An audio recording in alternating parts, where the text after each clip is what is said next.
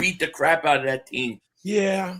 Did you also see Jalen Hurts throw 3 picks in practice today? No, I didn't actually. Oh, no. I was asking for a friend. They didn't have any highlights of it. No, I didn't. Okay. All right. I didn't. Did you see Dak hold up the Super Bowl trophy yet? Oh, no, you didn't. Wait, no. No, you will. I hear you. All right, Mark, I'll start with Philly here. Philly, last Saturday, your preseason game, and now test number 2. Yes. Your first scrimmage today. How do you think camp's going against uncommon opponents so far? I mean, it's got to be going horrible.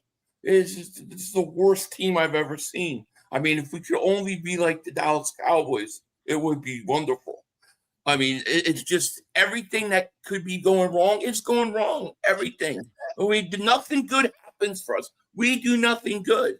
No, of course I don't believe that, but I mean that's what you're going to put out there, so we might as well get that out. Did you see some? Why did you see your? I think. Whoa! Did you see your young Eagles show up on Saturday? Well, Saturday. You talking about Saturday or today?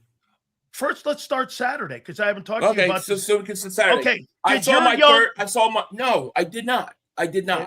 They did not show up. It was a real snooze fest. Yeah. Okay. And by the way, that's not your 22, but you got to find 35 guys out of that. Okay. To fill your roster. Okay. So again, that was test number 1. Mark. Okay. How do you think you did in your first test with preseason football? We sitting here and we talking about a practice game, not a real game. We sitting here talking about practice. Okay. So don't get too upset, Philly, about what you saw last week, because half of those guys won't be on the roster. And I'm going to say the same thing for us. However, what I will say is the attitude that we had going into that game was incredible, especially on defense. Last year, our first preseason game, we had 19 missed tackles. Do you know how many missed tackles we had in that game? How many? 0. That's fundamentals. And I'm going to say we have better talent and they're better coached this year than they were last year. Are they as good as everybody's out there putting? Time will tell on that one. I say pump the brakes on it. But yes, I think you see a lot of positives with the team. Okay, so the first practice today, Philly, I wasn't there but I was going by what observers who were there were talking, said, once again, the passing game struggled and that the run game showed up. To me, Philly, the big news that came out of today is what you want to hear. The passing game has always struggled. The run game struggled. That's your bread and butter. Isn't that? Look, the passing game's going to come if you guys run the ball. And today, it looked like even the Patriot guys were saying they ran the ball pretty well against us. Isn't that the big takeaway from today? Yeah, that's the big takeaway that I would have had, that both the offense and defensive lines seem to show up today. Yes. And if we get a healthy offensive line and we can run the ball like we did 2 years ago, this will be a very tough team, assuming that their defense is what we expect them to be.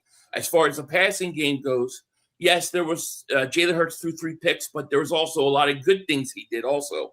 And I don't know exactly what they're working on, what they're trying to get done.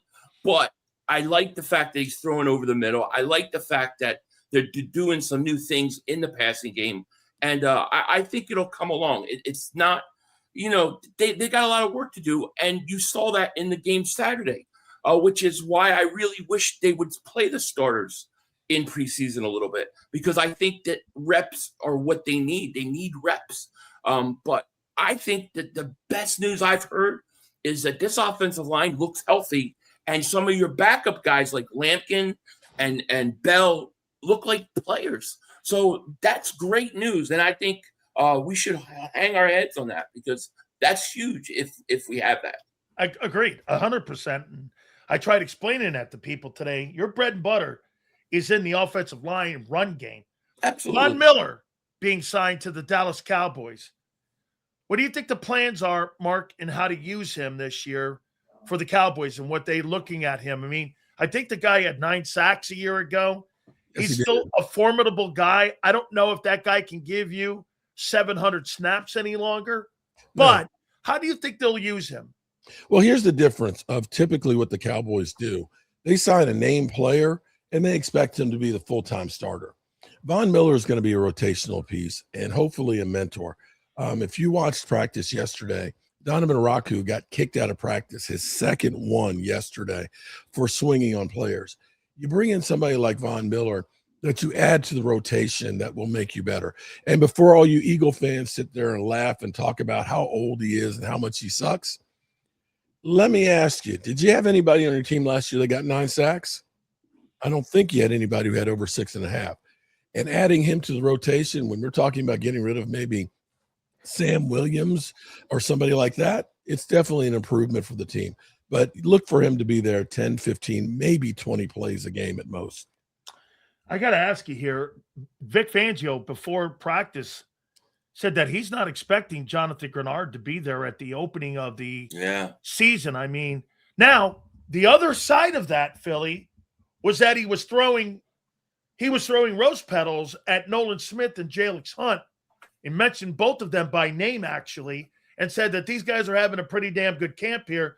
And hey, for the record, the thing that was said today by a lot of reporters, they said the O-line showed up and they said 58 is going to be a problem for people this year. So Greenard first, and then talk about the depth behind him.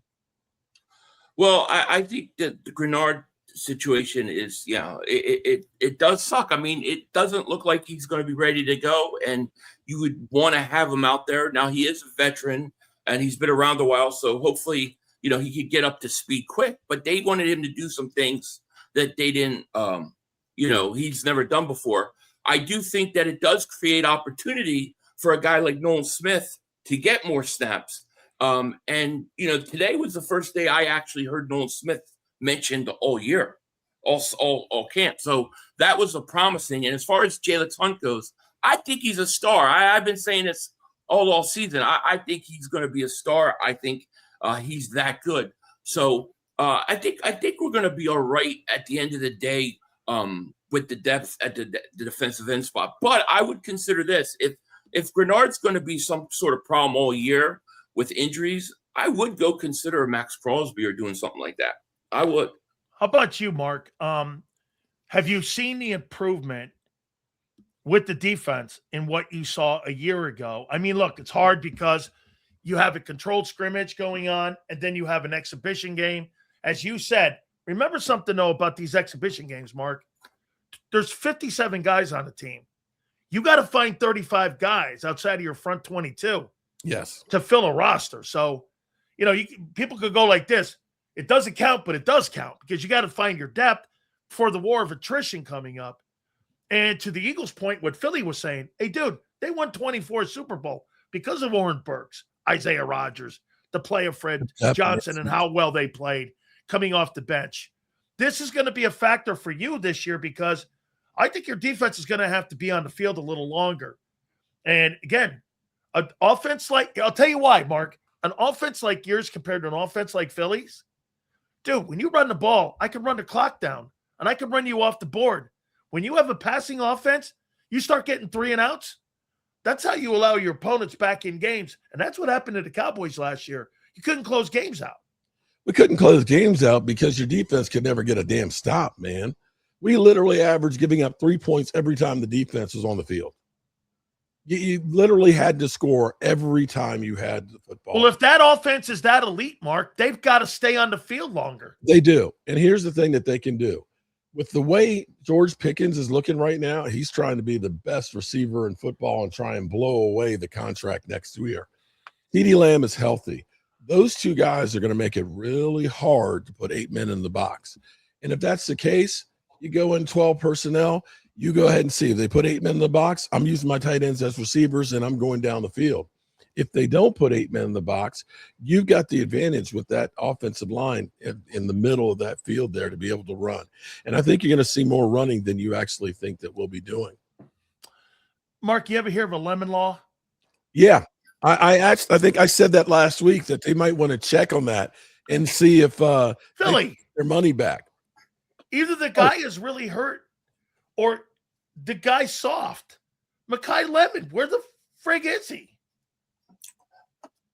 He was doing some. He was running some routes today. Okay. Okay. I mean, Oh man. here's the thing.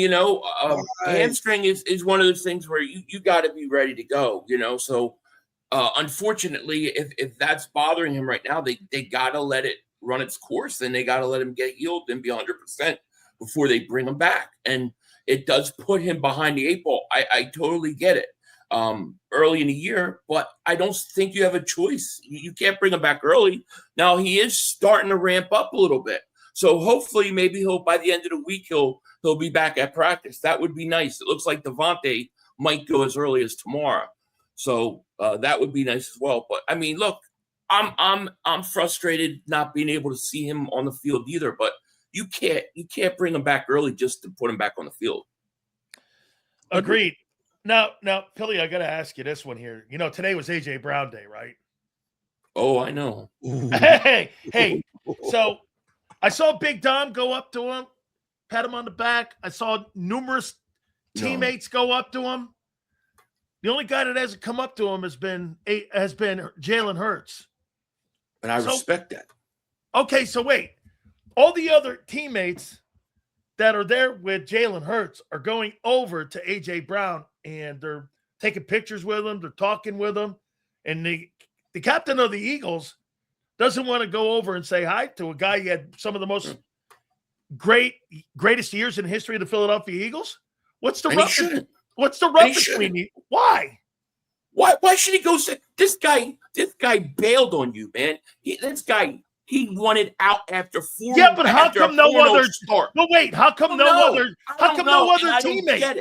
How come no other know. teammates acting like that? I don't know. I don't get it. But if I was the coach, I would have told everybody, don't talk to him, don't acknowledge him, just punch him in the face. Okay? You think Buddy Ryan would allow that to happen? You think Buddy would? This guy literally, in my opinion, quit on you. He quit. I think you've got to take that personal as players on that team. I'm sorry, I do.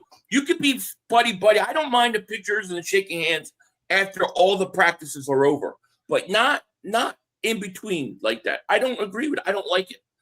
I'm with Hurts. Wait a second here, Mark, before you answer.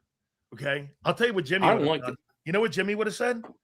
No fucking fraternizing with anybody prior to this game. Yep.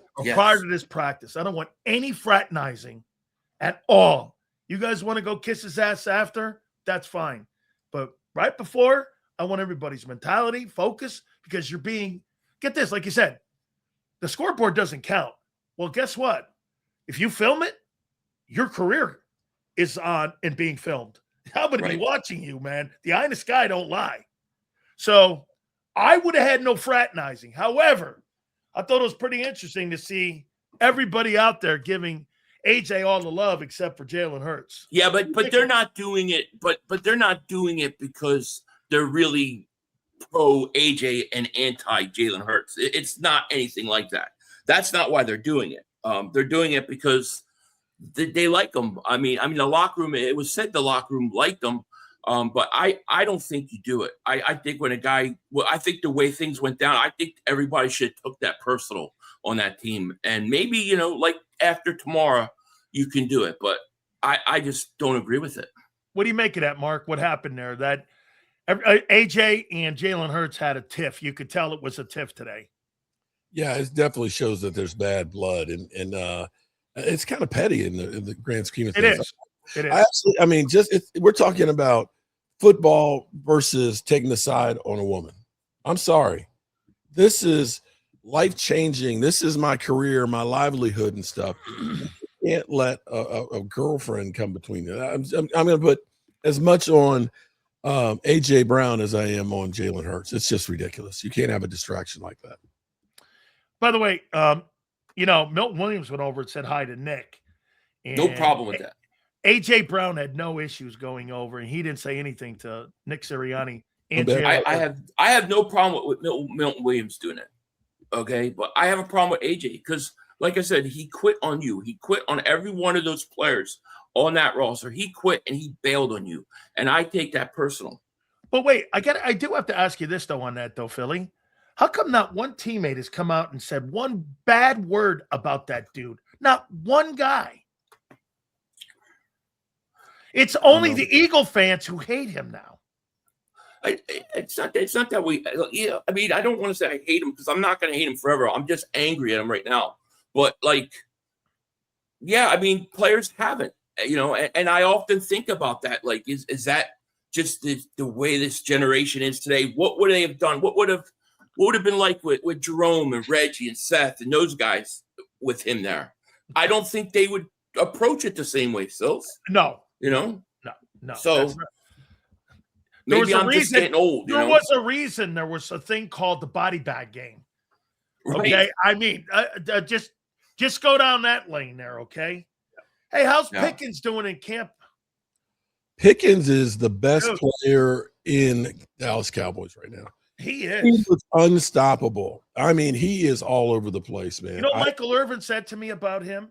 What's that? He said that since he's become a Dallas Cowboy, he doesn't recognize that guy that was in Pittsburgh. He said he's a completely different player. Has Dak made him that much of a different player? I think Dak and Schottenheimer both have. Here's the thing that I'm going to tell you that's really different about the Cowboys is Trayshawn Holden did two things that you can never do as a kick returner. You never field the ball inside the 5-yard line, and you damn sure don't fumble the football on the 5-yard line. And you had Schottenheimer come through and pull a Jimmy Johnson basically and telling him to get his asthmatic ass on the field, and they cut him immediately on Monday. Okay? I was there for that. Right. Okay. So, and you got, of course, Donovan Araku swinging in practice twice. Get your ass off the field. That's the difference here is that they trust Schottenheimer. And I think Schottenheimer is the one that's got this culture that he's preached about with guys like George Pickens. And I think George Pickens recognizes part of the reason why he's in the situation he's in is because of his own things that he did. And that's growth. And he understands all I have to do is show up, don't be a distraction, and play good, and everything is going to fall to me. And that is having Dak and having Schottenheimer there with him. Philly. So Sean Mannion got in front of the microphone and said this. I wonder how you're going to take it. You mean Sean Mannion? Sean Mannion. He got in front of the microphone, or Sean Patullo got in front of the microphone and said this. I'm going to try now calling plays from the booth. Last week I was on the sidelines, and now I'm going to try calling plays from the booth. It's August 19th. Your offensive coordinator doesn't know where he's going to call plays from yet and where he feels comfortable from the sidelines or the booth. And you're having that guy run your offense, and he doesn't even know what's a better view. I think it's a non-issue. Find out what you like better. Find out what you like better. Kai Lemon doesn't show up for practice. It's a non-issue. It's nothing to worry about. I never said anything about Mekhi Lemon being a non-issue. Stop making things up. I never said that, but I think you're complaining whether the guy likes to call plays on the field or in the booth. Well, I don't know. So you got to figure it out. Figure it out. I don't know what to tell you. Don't you know that when you're an experienced offense or defensive coordinator, you know where you feel better calling plays. He's a first-time coordinator. He doesn't know. He hasn't had a chance to call plays. Well, we've already been through this like 1,000 times. They hired him. He's a rookie coordinator, and that's the way it's going to be. Okay. So now he can't have rookie things that he wants to figure out. It's ridiculous. Wait a second. Mark, doesn't it make sense to go instead of having Nick tell you where the fucking call plays? Why don't you go to your quarterback and go, Jalen, where do you want me? On the sidelines or in the booth? Because do you want me on the sidelines so you and I can communicate? Or do you want me to be up top? Why does that have to be a coach? I don't think that's a coaching decision. I think when John Brady never had a coordinator in the booth. They were on the sidelines with him. That was a preference, he said. Look them in the eyes and see where's the confidence, how they're doing. They can calm them down in real time. My problem is that whether or not it's in the booth or on the sidelines, the guy doesn't know yet. Wow. And it's funny because people were saying that, with Christian Barker, that he is a rookie play caller as well. But I got to tell you, I don't think that's a question. His ass is going to be on the sidelines. And I'm going to say that the players here in Dallas are buying into him, and they're beginning to get that edge that he had in Philly. Philly, why don't you think not knowing where to call plays is an issue? I think that if he wants to, literally, he's been offensive coordinator for one preseason game. I don't even know how many plays he really called in that last game. I got my theories about that. So, if he wants to say, I want to go up there and see how I feel, I have no issue with that. He's got to figure it out. Philly, I'm with you. I think the reason why, and you tell me if you think I'm wrong, I think that this gives Nick more autonomy on being the actual play caller, having him. Good. Okay, having him inexperienced like this, Nick's got his fingers all over this. I don't think that guy is going to have the autonomy that what people are saying. Do you agree? And that this is going to be Nick's ball and bat here in this season, right?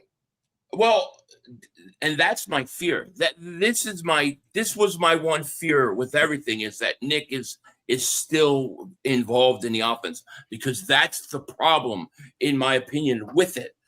And if that's the case where he's trying to push him to the booth, then it's a problem. But I tell you what, like, you look at last week, I think Nick gave him like 10 plays to call, or he called the plays, because they didn't do anything different than they have. And that's the one thing I worry about. I do worry that Nick is going to try to interject himself into what they're doing offensively. And go ahead. No, go ahead. Okay.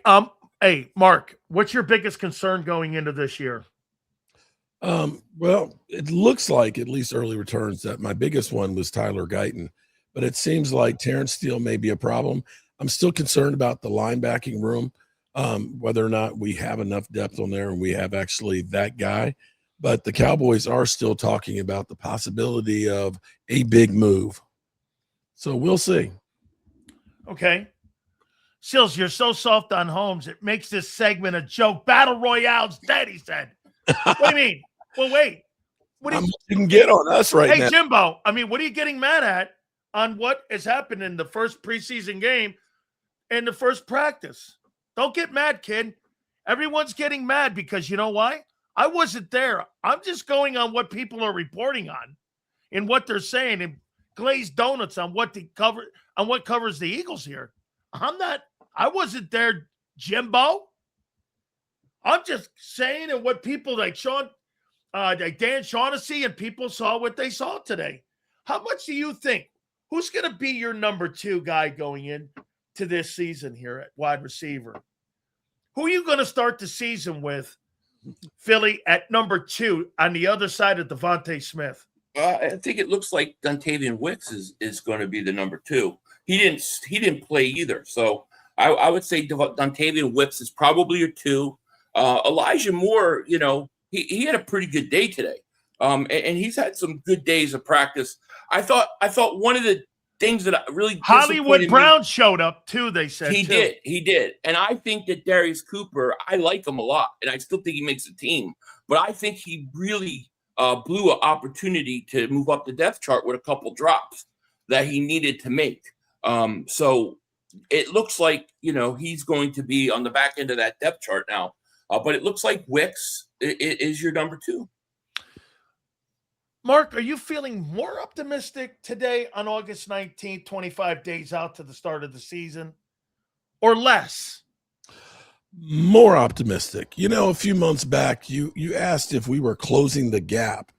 Okay, now let me make sure I say this correctly.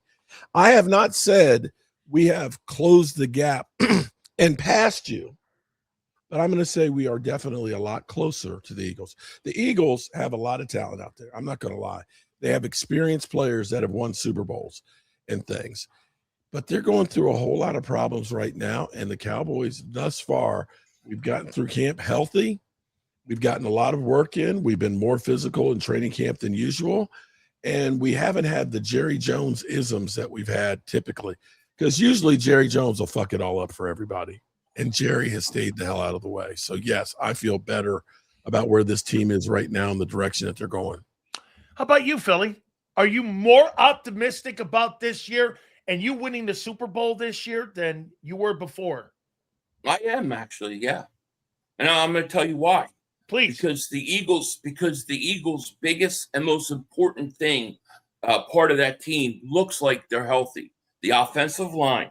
And that offensive line, we know how good they are when healthy. We know what they could do in the run game. And if you get that kind of output, if you get them closer to 2024, I think this is a very tough team to beat because they got a very good defense. If you can run the ball, play good defense, right, and then make the throws you have to, they are going to do damage in this league. And so I'm optimistic at the offensive line and the defensive line for that matter. I think both the lines of scrimmage seem to be very strong for us. Okay, so the only thing that could get in the way of the Eagles' success, in your opinion, on what you just said, would be Sean Mannion. Yes. No. No? So an inexperienced play caller. Oh, the head coach. Oh, the head coach. Head coach. Okay. Yes. You know what? Sound like it between a rock and a hard place. Oh, wait. There's a part. Listen. If you hire a person that's not qualified for the job, is that on the guy who took the job that's not qualified, or is that on the hiring guy? I think is that not your point that you're making, right? Well, I think the guy they hired, I feel pretty good about, but I like I said, I just worry that Nick is going to try to interject himself too much in the offense. We've seen this before where it's like the Eagles, they get a 10-point lead at halftime. He wants to go into, don't turn the ball over, run the clock out. Things like that prevent offense. Like that can't be showing up anymore for this team. If we stay away from those kind of things, I think they'll win a lot of games. I do. So the next time you guys get on the football field, I believe, you correct me if I'm wrong, is going to be on Saturday. The Cowboys have Seattle and the Philadelphia Eagles. Hold on here. Wait, let me get this right. I'm wrong here. So Friday games, Thursday games. The next time you guys are on the field will be Saturday, right, Mark? Against Arizona. Yep. And the Eagles will be on the field versus New England. That'll be on Saturday also. Mm-hmm. That's the next time you guys will be on the football field.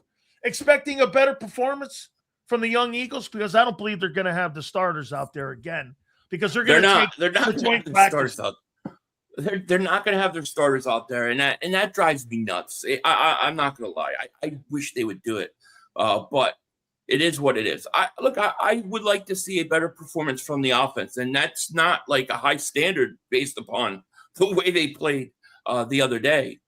So yeah, we'll see where it goes. You blame that on Nick? Yeah, I mean, I think it was like sugar-free vanilla. It was so ridiculously bad. Like it almost seemed like I got the impression that they were just like trying to get out of that game as soon as possible from the moment it started. I just feel like I feel like he didn't care that they didn't do a lot offensively in that game. I think he puts all his stock into these joint practices and practice during the week. And I almost felt like they just were trying to go through the motions to get out of it. That's how the offense looked to me. 0 for 9 on third down, and I agree. I mean, Jesus Christ, at least, the Ravens showed up. They wanted to get better. They put 440 on the Birds here. Yeah. How much of the percentage of the offense will be Mannion's? And what percentage do you blame Nick instead of Mannion? That's a great question. How much of this is going to be the Sean Mannion offense versus the Nick offense? I believe it should be 100% Mannion's offense. Do I think it will be? I don't know. We'll know based upon how things go when the Eagles have a lead in the second half. That's where I think we're going to find out. When they're, let's say they're up 24-10 at halftime, if they come out and they've only thrown the ball 6 times in the second half, then that's Nick, and then so to me, it's will Nick be able to interject his prevent offense, or will he stay away from it? If he stays away from it, the sky's the limit. Mark, why do you hate Eagle fans? We show you love. Why are you always hating on Eagle fans? Are you kidding me? I don't hate Eagle fans. I hate the Eagles. There's no doubt about that. I have more Eagle fans. I mean, like Logan Motorsports is right here in my channel. He's one of the first people that are here. Philly.500. We talk a lot of shit and things, but when shit hits the fan, I'm there for them. I don't hate Eagle fans. You know, you should take it actually as a sign of respect that I spend my time trying to troll you guys. There it is. Boy, I'll tell you what, boys. 2 football teams that got a lot. This 2026 is going to be an interesting one. You know what's going to happen. Let's be honest. What's going to happen? Let's be honest. It's going to be the same as always. The Eagles are going to come out, do what they do, win a lot of games. And the Cowboys are going to come out, start real good, get to November, start to fade a little bit, crash in December, and Marc is going to be drinking with the bags over his head by December. Nothing will change. Nothing can change. This is how it's going to be. So you're saying that there's a disease that Marc will start to see here in September. Really and by the way, it'll start becoming like a fungus. And by the end of the year last year, I felt bad for him. Remember how bad he was? He had booze. Yeah. He looked like he was had a few. I Looked like he was on one of those Michael Irvin benders. I almost felt bad for him. I did, and then we had this past all season, and now all that mercy's gone.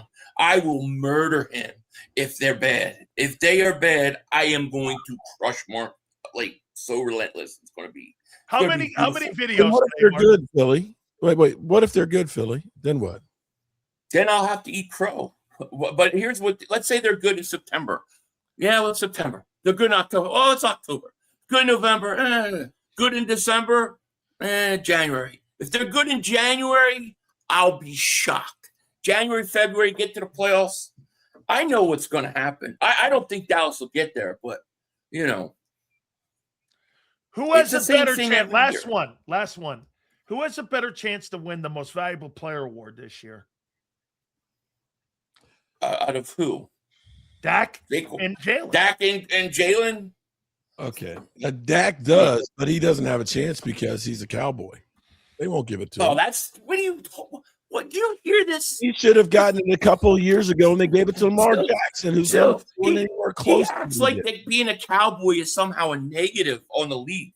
You get extra stuff just for being a Cowboy, right? Like players are always ranked 10%, 15% better than they really are, just because they're Cowboys.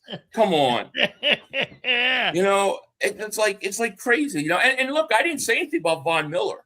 But Von Miller was a good signing by the Cowboys. I actually think so.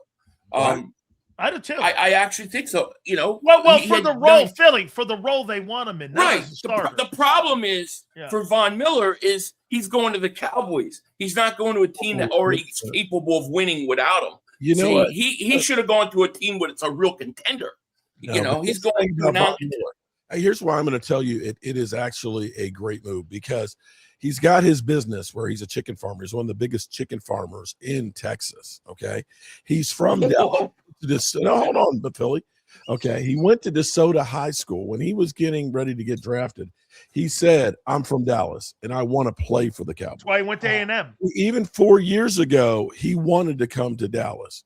His family is still in Dallas, including his mother, who goes to every single game. And he's been basically saying, I want to go to Dallas to finish up. Bro, do you know how much money he makes with Purdue chicken? He's a chicken farmer? Are you kidding me? Hey, so he's going to the team that sacrifices the most chickens every week with their the Dallas Cowboys.